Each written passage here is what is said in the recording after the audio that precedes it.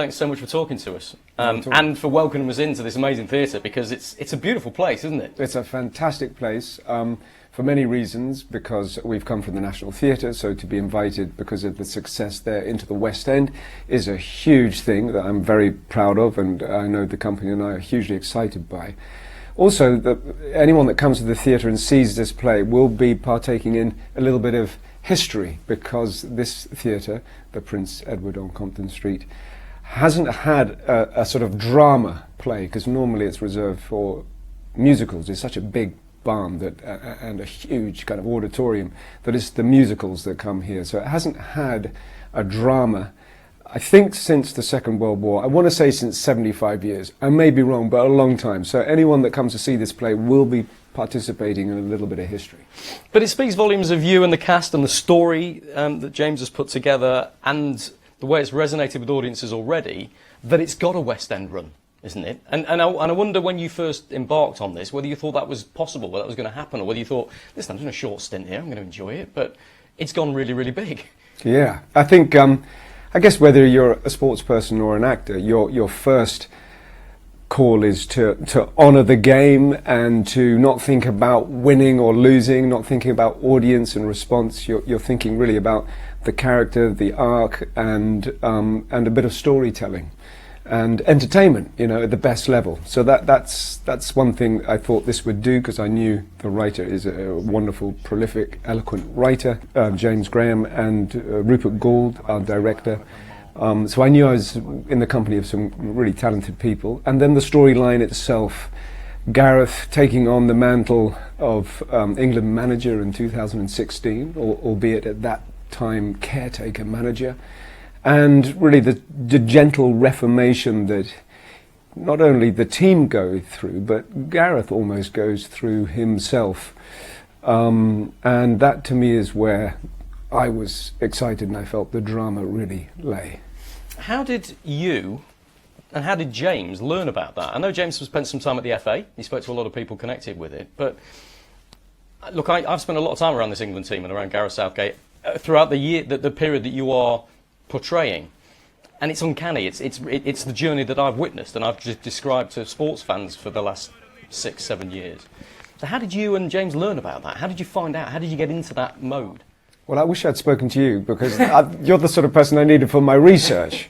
Well, James he describes himself, not talking out of school, as a bit of a nerd in regards to uncovering all the right kind of information and doing the background research. So all of the play is very well detailed in that regard. And then there's the fantastical leap as to what happens behind closed doors.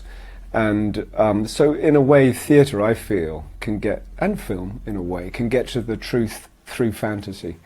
And I hope that's what we've got to. But it is that remarkable kind of change that you know better than me that took place within the England game, that involved a lot of participants, Gareth at the forefront, bringing in a psychologist, Pippa Grange, and really beginning to sort of lean into penalties being one thing, looking at penalties, and which in our play is also about fear and looking fear in the face and not walking or turning away from the keeper and taking your time, and being prepared.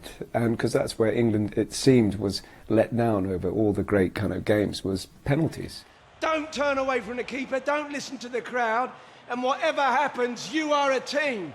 And you're on the greatest stage on earth, so enjoy it. I'm using that word, enjoy. This is a story, and you are the storytellers. Yeah!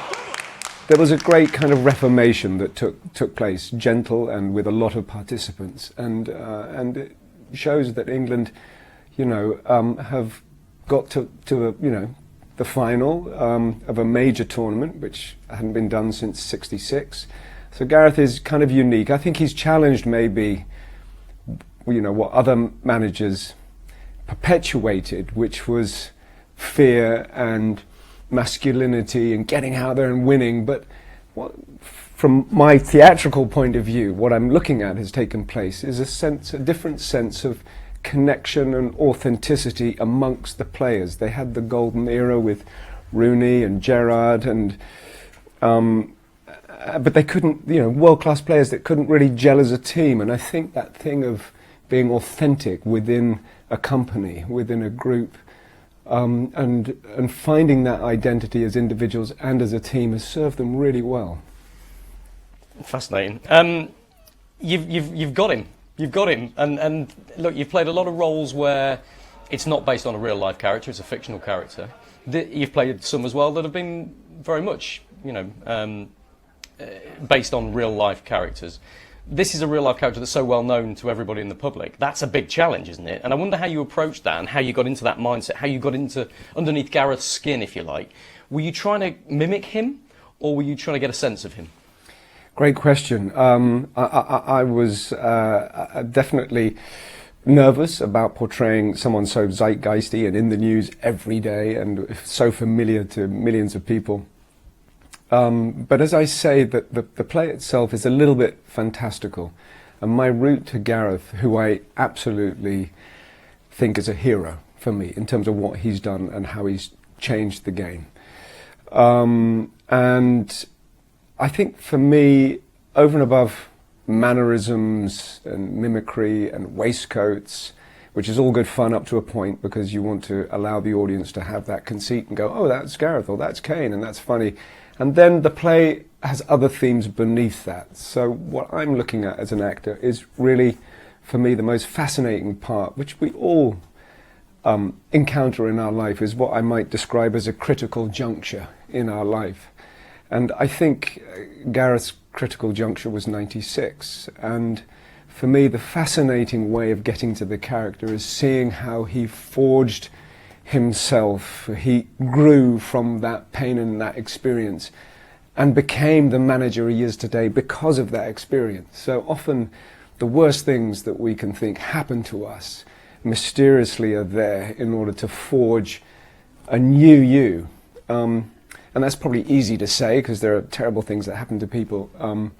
But I think in this regard, that's how I took the character. I looked at that critical juncture and how it forged him as an individual and how he forged the sort of the ethos of the team.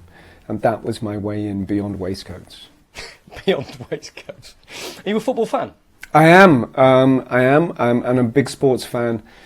And I love to play any sports myself, football, rugby, tennis. I'm basically like a Jack Russell. You throw a ball, I'll run after it. But I'm not eloquent in what I do, but I love the tussle and the heart rate going up. And so have you before you got this role, were you watching England games? Were you aware of the tragedy and the pain that England fans have been through for so many decades? Oh, massively. All through my life. The big games, are big markers in my life. I know where I was during those World Cup moments and penalty misses.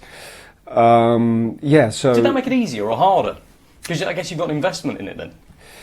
Yeah, I mean, it does make it tricky to a degree, but I guess having a love and having some kind of knowledge when you get into rehearsals helps as well. So we were divided in rehearsals into A's, where there's 1 or 2 A pluses, B's and C's in terms of knowledge, and I was luckily, I sat in the middle. I wasn't a nerdy A, but I wasn't an ignorant C. And that helped in terms of just getting through rehearsals. For me, the play brilliantly kind of bridges that gap between sport and art. And they're actually very different beasts. All right, there's some overlaps, and I'm sure you can tell me all about the overlaps in a way that I can't. But the reason I mention that is that I think that explains the appeal of the play to so many different people. Sports fans are going to love it. Theatre fans are going to love it. And there's a bit of both in there, isn't there? There's a bit of art, yeah. There's a bit of wizardry, but there's the sporting reality as well. It crosses that boundary. Well, there's one word that comes to mind as you say that, whether you're an artist, a singer, an actor, or a footballer, and that word for me is creativity. And I would say that if you are crippled by an expectation and fear, and you are a creative athlete or actor, you cannot participate with joy And when you saw England play in Russia, there was a certain freedom and joy and a creativity that came with that. And it's the same for me as an actor. If you're crippled by what people say, or you listen to it, or you don't feel happy, you create without joy. And for me, what we all do, whether it's the cameraman, yourself, or sound, or actors on stage, you want to have joy in your workspace, and through joy you create. And I think that's what Gareth understood. So how do you get that joy? How do you face the fears? Are all big components of this theatrical feast that's here in the West End. And I think if you're a coach, or if you're a Sunday League player, or whatever level or pro, coming to see this play and being reminded about what it is to tap back into that inner voice that got you there in the first place, because that inner voice was probably connected to a joy, and that joy is connected to a creativity.